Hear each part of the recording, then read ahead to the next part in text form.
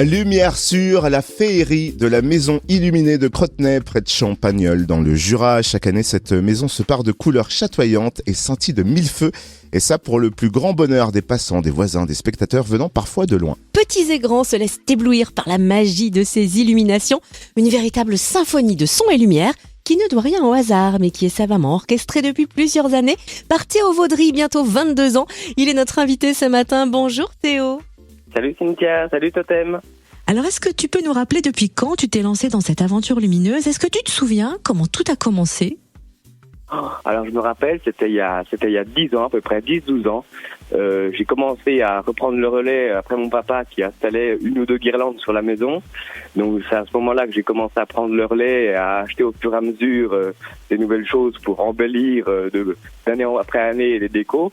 Mais je me souviens qu'en fait c'était dès ma naissance, en fait, on m'avait amené chez mes grands-parents et ils avaient pour l'occasion installé des décorations à l'extérieur pour ma naissance. Voilà, comme j'étais le premier petit enfant, ils avaient fait ce geste-là et c'est vrai, je pense que depuis tout petit je baigne là-dedans et j'ai toujours aimé aller voir les maisons des autres et je pense que c'est de là que ça a commencé. Enfin là, on est loin des une ou deux guirlandes installées par papa quand même, parce que d'année en année, ouais, effectivement. tu améliores d'année en année, tu peaufines, tu embellis ces décors lumineux. D'ailleurs, tu ne te contentes pas d'installer des guirlandes et des personnages lumineux, tu crées carrément un son et lumière assisté par ordinateur. Raconte-nous comment ça se passe. Alors c'est vrai que chez moi, voilà, j'ai pas qu'une partie. En fait, j'ai deux parties. C'est vrai que j'aime bien avoir qu'une partie statique, comme on voit partout. Mais c'est vrai que j'ai aussi une partie synchro qui est en fait contrôlée par ordinateur et avec des contrôleurs Lightorama. Donc c'est un système américain. Donc j'ai 7 contrôleurs Lightorama qui me permet au total de synchroniser 112 prises. Donc sur mon logiciel, ça fait comme des petits carreaux comme ça d'une très courte durée et j'insère une chanson, une musique et je synchronise les 112 prises en fait selon la musique sur à tel moment donné de la chanson en fait. Donc c'est un travail de longue haleine mais qui se fait tout au long de l'année. Mais au début c'est assez compliqué, mais une fois qu'on s'est fait la main, c'est un jeu d'enfant. Et alors comment tu as appris à maîtriser ce logiciel ? Donc en fait c'est parce que j'ai un ami qui faisait ça en Moselle, d'ailleurs je le salue, il se reconnaîtra. Et il fait ça depuis 2010 et j'ai été le voir pour la première fois en 2015 et j'ai fait ouais, franchement le bonhomme de neige qui sort sur la façade, c'est hallucinant quoi. Et j'ai dit moi aussi j'aimerais bien me lancer là-dedans.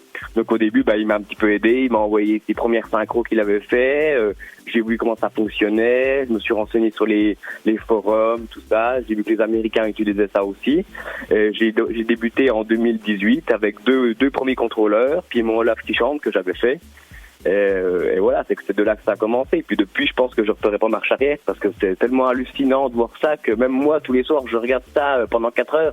Je me dis, mais ça, je me verrais pas avoir une maison entièrement allumée comme ça, sans musique, quoi. Tu as dit qu'il fallait à peu près 1 an pour préparer tout ça. Alors comment tu choisis chaque année ces musiques pour accompagner ce jeu de lumière ? C'est pas proposé au hasard, hein. Comment tu sélectionnes tous ces tubes ? En général, j'écoute beaucoup la radio, notamment Fréquence Plus. Et du coup, tout au long de l'année, j'entends les chansons qui passent, les chansons qu'on la cote. Je dis tiens, celle-ci elle est sympa. Il y a des chansons qui vont marcher pendant 1 mois ou 2, puis après qu'on n'entendra plus. Ça, c'est pas des chansons qui sont tellement intéressantes à faire. Par exemple, comme cette année là, j'ai fait Candom de Rema avec Selena Gomez. Ça, c'est la chanson qui a apporté beaucoup de fraîcheur durant l'été. Et puis voilà, le duo avec Selena Gomez est tombé à point nommé pour les fêtes là. Donc j'ai fait ça au mois de novembre. Voilà, ça c'est une chanson qui marche quoi.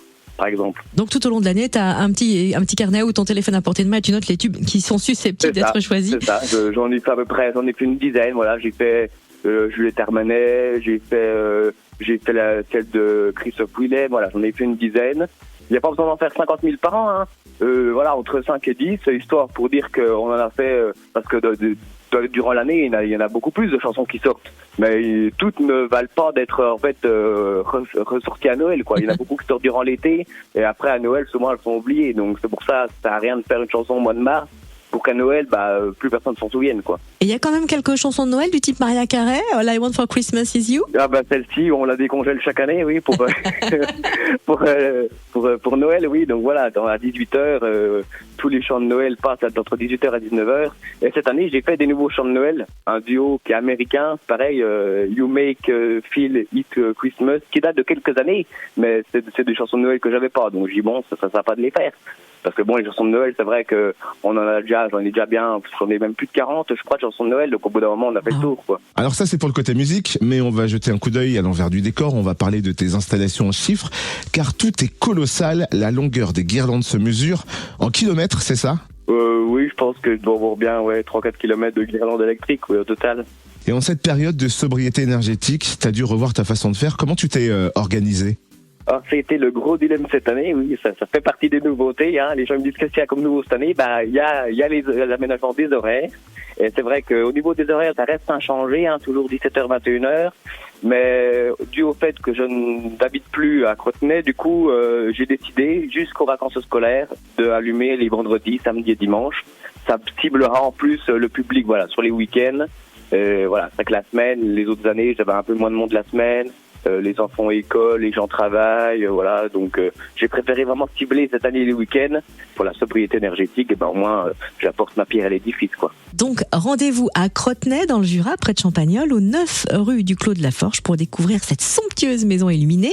Jusqu'à quand peut-on venir l'admirer ? Et rappelle-nous à nouveau les horaires, s'il te plaît. Alors là, ça redémarre donc dès vendredi prochain pour les vacances, jusqu'au 1er janvier inclus, de 17h à 21h. Et on peut aussi la découvrir sur sa page Facebook, Maison illuminée et synchronisée de Crotenay. Merci infiniment Théo Vaudry, créateur de cette symphonie son et lumière à Crotenay. Merci à vous, merci à toi, merci à Totem.